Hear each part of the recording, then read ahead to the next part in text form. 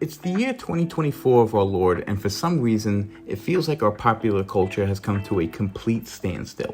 Like, I'm talking zero new cultural trends, constant recycling of the past, and hit with the freaking freeze ray by Dr. Freeze kind of stagnation. Nothing seems new and fresh. Everything is a remake or a repurpose, or my personal favorite, restructured to fit a more modern audience.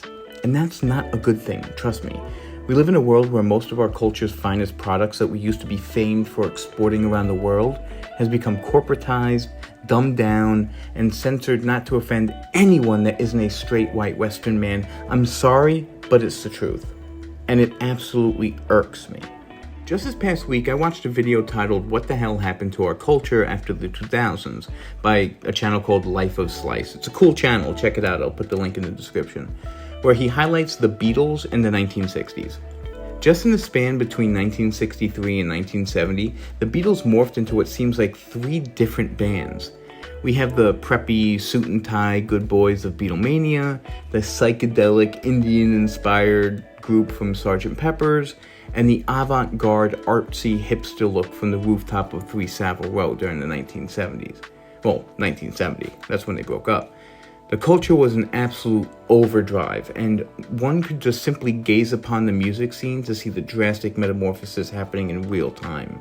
From Elvis to the Beatles, Jimi Hendrix and Jefferson Airplane, to Bob Dylan, Simon and Garfunkel, the Jackson 5, Otis Redding, James Brown, Marvin Gaye, Joni Mitchell, Diana Ross, you name it. The Times spit new trends out and styles synonymous to the ever-evolving cultural landscape like a kaleidoscope.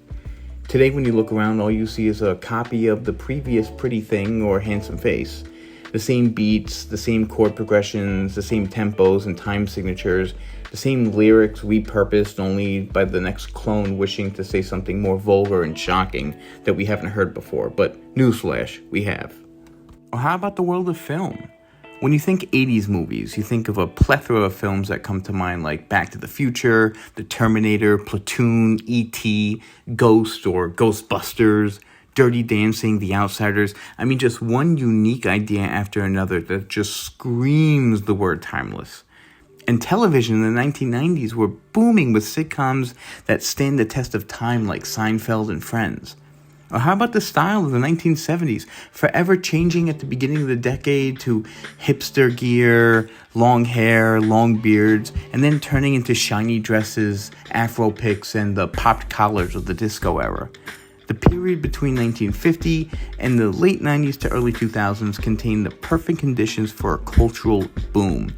And boom it did, until 3 very important things happened. 3 events that I would say caused a stall in our cultural progression and left our creativity and innovation dead in the back of some mafioso's trunk under the 59th Street Bridge somewhere. For one, nothing wows us anymore. I mean, whatever happened to iconic moments like the Pope condemning Madonna for singing in front of a burning cross?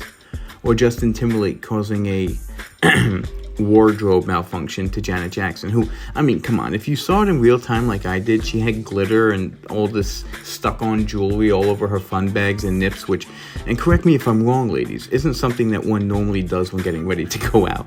I mean, let's see here, eyeliner, cute, maybe some lotion, straighten my hair, super sexy. And let me spend the next hour carefully constructing a glitterized Jackson Pollock painting around my nips. Yeah, that's not really exactly something that happens. But anyway, the point is, in part due to social media over bombarding us with readily available content 24/7 and straight up desensitization to things like boobs and butts and gore and dirty words, just, they don't do it for us anymore. And quite frankly, it's just meh. Being edgy and provocative was a way to build your brand back in the day.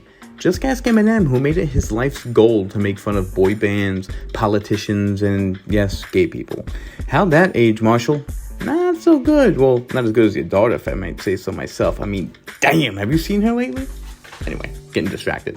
Or how about bands like Blink-182, who ran naked in their famous video for What's My Age Again? Yet, today that would just be an average stroll through a pride march. I mean, let's be honest. And by the way, it isn't a dig at the LGBT community. I love y'all. It's the furries and the kink weirdos who openly practice their fantasies in public that sometimes are not so appropriate for people like families and people with their kids. Are these things still socially acceptable? Well, no, but that doesn't mean that we aren't drawn to it like we were back in the 80s and 90s or even the early 2000s. In fact, music in general doesn't seem to be something we as a culture are as fascinated with anymore.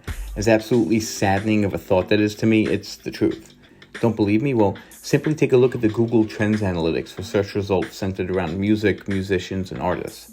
Going back to just 2004, it was nearly 100%. Today in 2024, that number is down to 24%. That's 3/4 less interest in just 20 years. Right around the span of time in which our culture started to hit a roadblock. Shout out to my man Rick Beato for giving me that idea, by the way. Talk about someone who understands the cultural stagnation of the time. And although technology and social media plays a big role in it, I feel that this next reason is even more of a problem for our culture.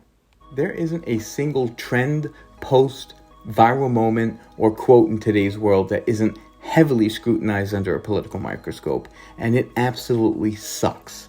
Reflecting on a prior example of edginess, I mean, how can one even be provocative and risque without hundreds of thousands of people shining the political correctness spotlight on it for either being, and bear with me, this is going to take it a little while, misogynistic, racist, homophobic, too MAGA-leaning, too left-leaning, communist, socialist, fatphobic, transphobic, xenophobic, whitewashed, promoter, a conspiracy against democracy, Islamophobic, anti-Semitic, bitter and hurtful, or my personal favorite, insensitive towards a community of historically marginalized people of color and gender. No wonder people don't make jokes anymore. But in all seriousness, what happened to us? When did things like Johnny Knoxville pooping in public dressed like a grandpa become socially acceptable, but using the wrong pronouns for a stranger you've never met before will land you in the proverbial doghouse?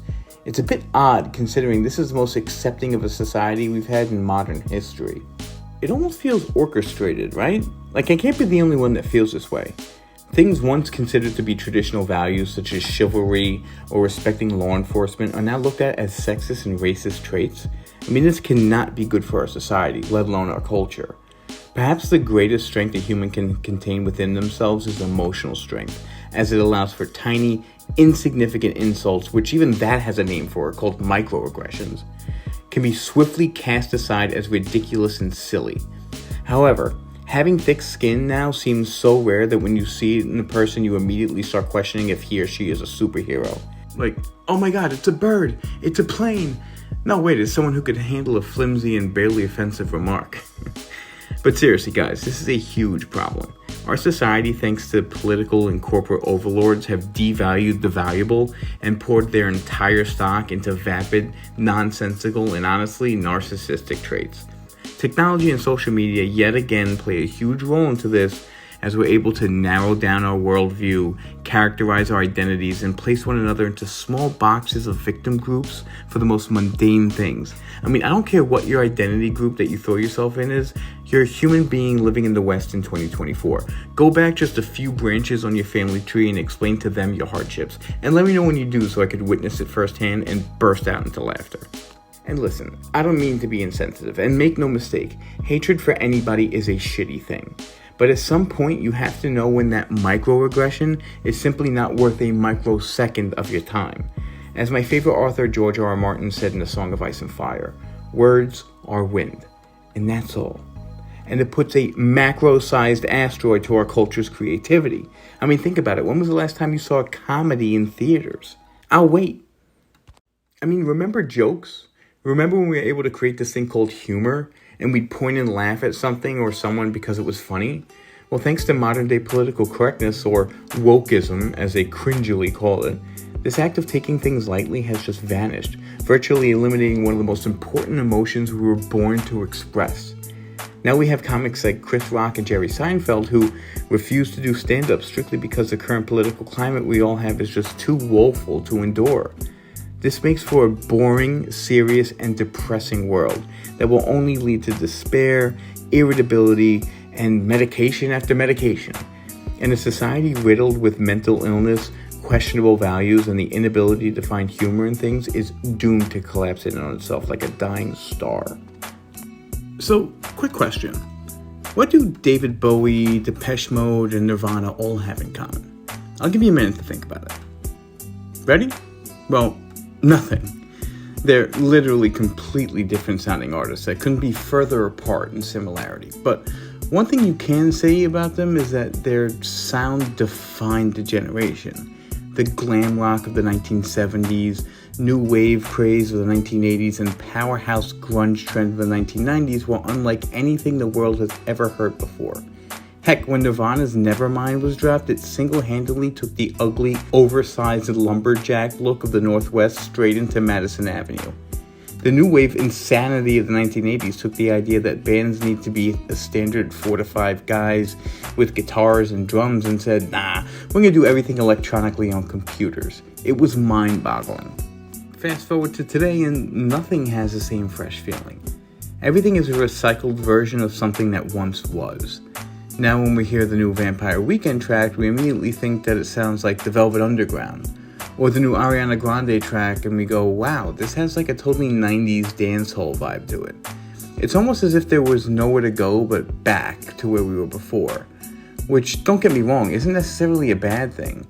Listening to the latest MGMT album was a thrill for me, considering half the tracks sounded like it came straight from the late 1960s and early 1970s, like the singer-songwriter era of Simon and Garfunkel. It's beautiful art, and to that I say bravo. But what was the last true innovative trend in music?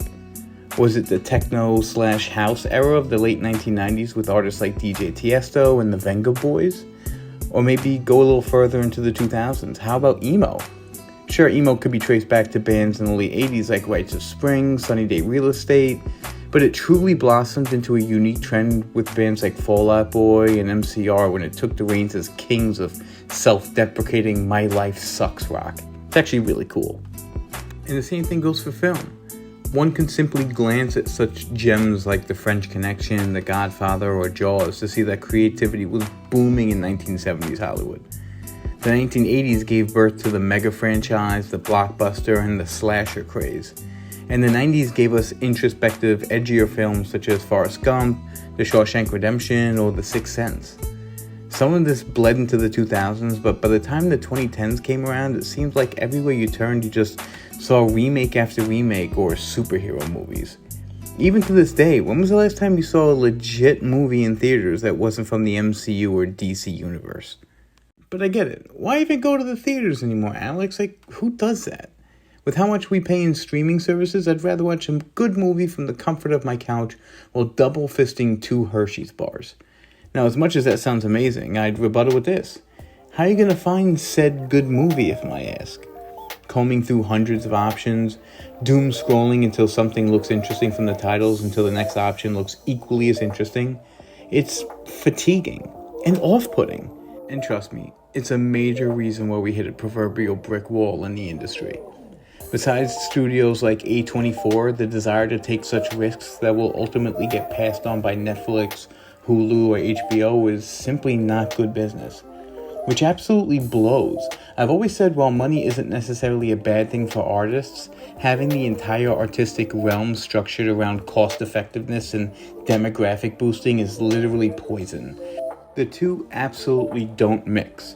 Good innovative art requires risk, and risk is not good for business. There's even a department in my current employer called risk avoidance.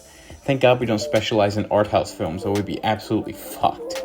Why bother when you could pump out cheap CGI-filled remakes of Aquaman that will bring families into theaters and fill the void of their Saturday nights? It's sad, but understandable from a business perspective, but then again, that's the point why it's so depressing. Popular culture in 2024 has become corporatized, overly saturated, and simply put, just uninteresting to us anymore.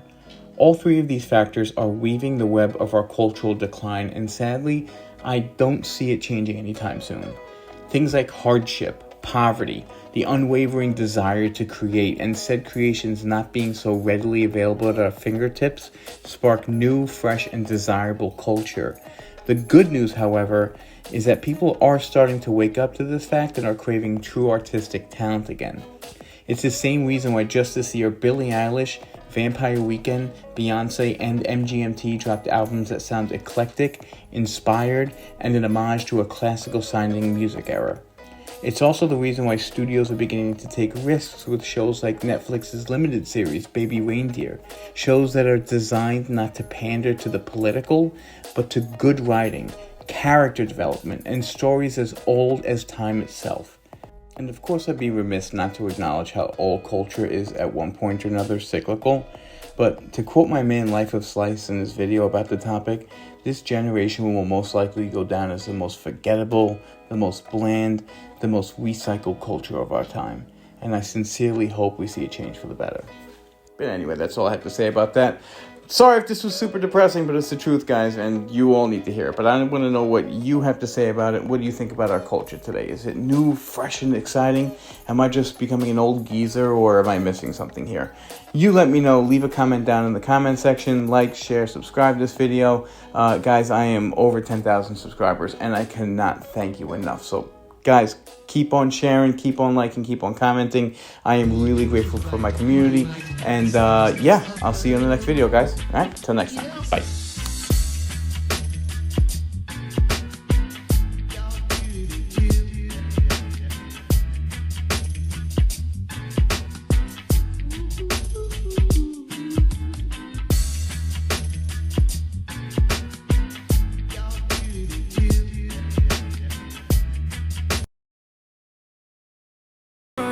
Ask if I'm emotional, fuck yeah.